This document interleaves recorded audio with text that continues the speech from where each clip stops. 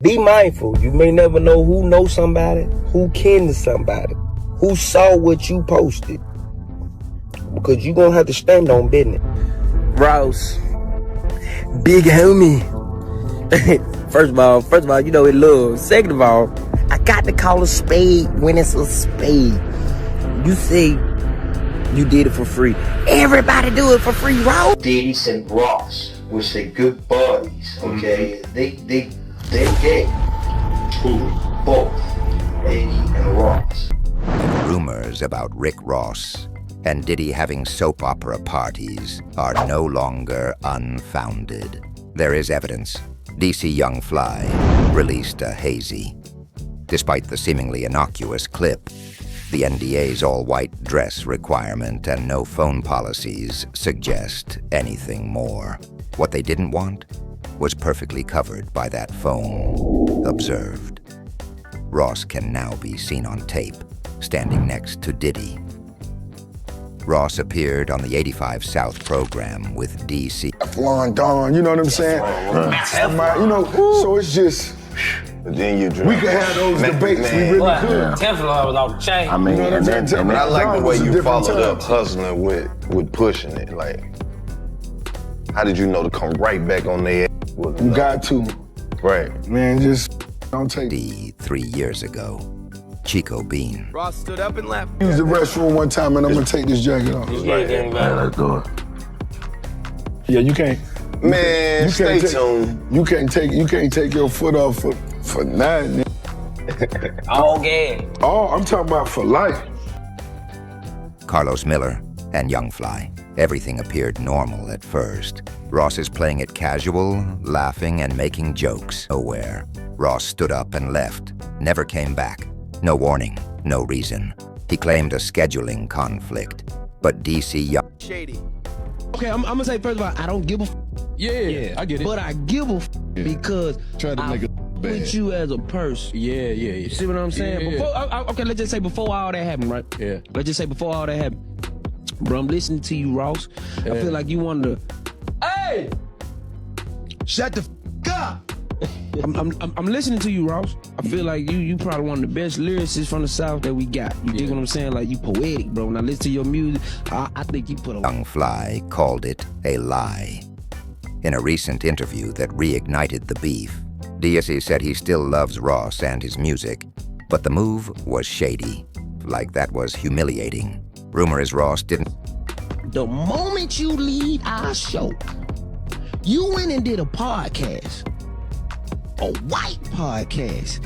You sat your ass right there for almost 2 hours. And didn't leave. And you talked.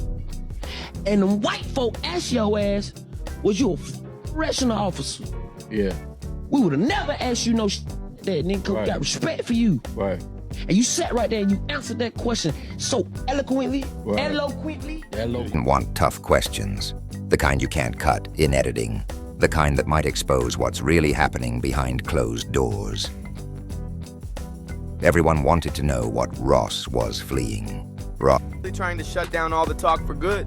Look, bro, listen, man. I came to your podcast. I came for free, homie, no charge. I did it on Face, homie. I didn't ask you what your analytics was and this and that. I came on Face, homie, to show love. And don't make it like I walked off on you. I left early.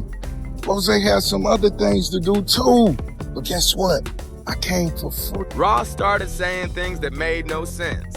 And next time I come for free, at least have me some lemon pepper wing stop at that. You heard me? But I came for free. I ain't charge you. You feel me? Don't talk about Rozay other business. I came and did that for free. And what is the analytics? How the show doing anyway, man? I come back on it, and when I'm gonna walk off that the next time, and this bitch say, Rozay, what was I doing? Of course. Ross asserted that despite his dubious behavior, DC should be thankful he even arrived for 3 minutes. Ross then... He spoke up directly. Ross, big homie. First of all, you know it love. Second of all, I got to call a spade when it's a spade. You say You did it for free. Everybody do it for free, Ross. You ain't the only nigga who did it for free. T.I. do it for free. Busta Rhymes did it for free.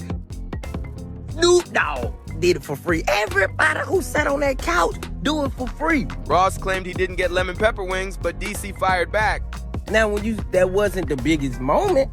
Now, that's one of the viral moments, but Boosie, episode 8 million. Got Country Wayne, shit like 6, 7 million. Like, we do numbers, we do analytics. Our analytics, we was the biggest before you came, and we was the biggest afterwards. So you always got room to come back to be on the biggest podcast in the world, correct? You dig what I'm saying?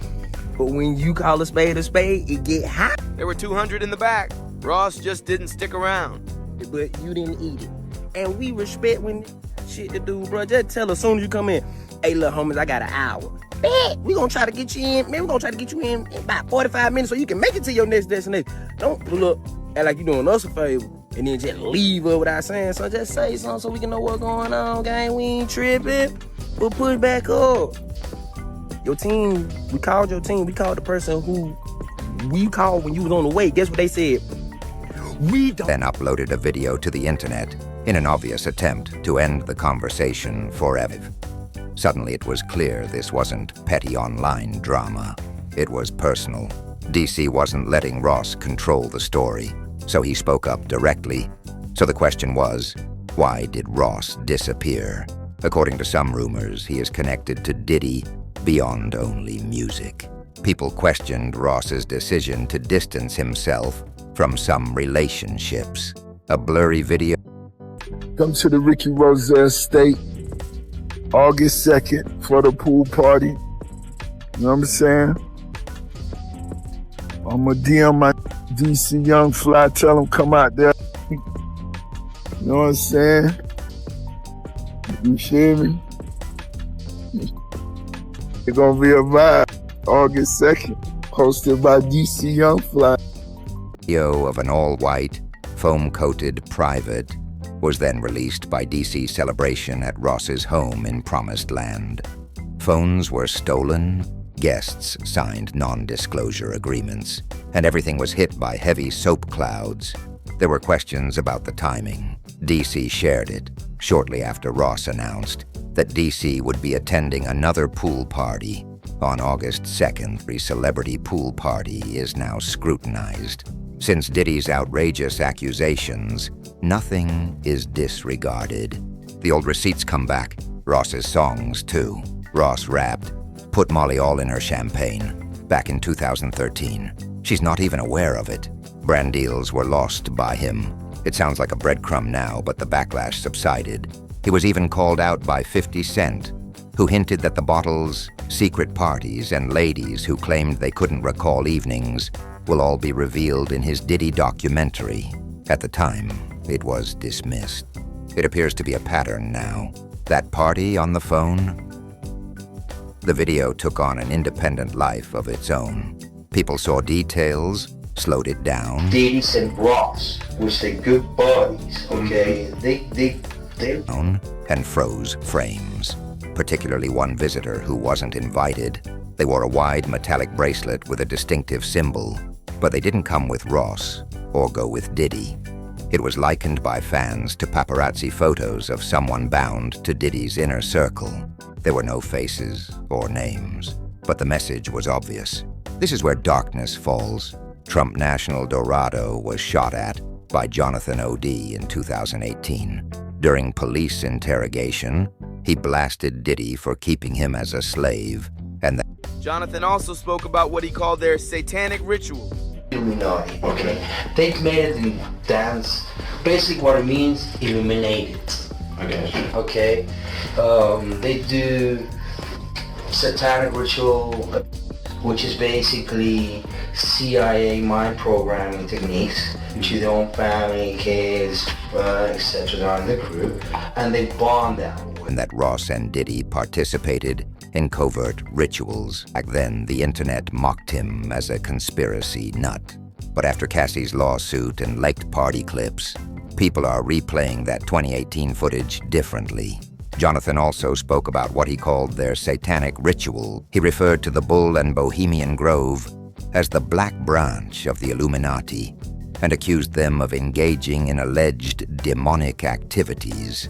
He said that he employed renowned attorneys like Kenny and Ben Mazelis, locked him under contract, and infected him with an SDT. Jonathan stated throughout, Ross had his own discreet agenda. They had Chiwak assassinated for that reason, since killing someone makes you famous. You become well known when your album sales increase and people start listening to your lyrics and everything else. That's how they do it, all right. Okay, Tupac is still alive, I guess. He is currently in Cuba.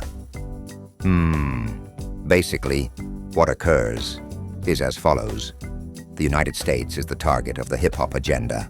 It may sound crazy, but there is one thing that cannot be disputed. Did he openly and live on television acknowledge Kenny Zeiss by name during his speech for his Bet Lifetime Achievement Award? Thank you, Hog Pierre Kenny Males, my brother. Bad's alleged rants gained some legitimacy because of that award moment. Each major allegation made by Jonathan, rituals, NDAs, videos, Cassie, secret parties, is being verified, one by one, by unaffiliated sources. These soap opera parties now seem to follow a pattern. NDAs, no phones, thick foam, and an all-white clothing code. It feels less like a pool party and more like an initiation. The strangest aspect is that there is vintage video of Ross and Diddy laughing while washing automobiles side by side while drenched in suds. We will wash your vehicle. Your automobile is washed by us. In our rush, we wash your car without feeling guilty. You guys had best get off this slick soap when you're entering into that wash, and you know that tip will be good, like you saw in Miss Culture. Proceeding there, I simply dab it after that. I am aware, and I wait. Let me check. I'm not sure, but you might have. You must spin. The tie shot is just about up. Make that tie shot.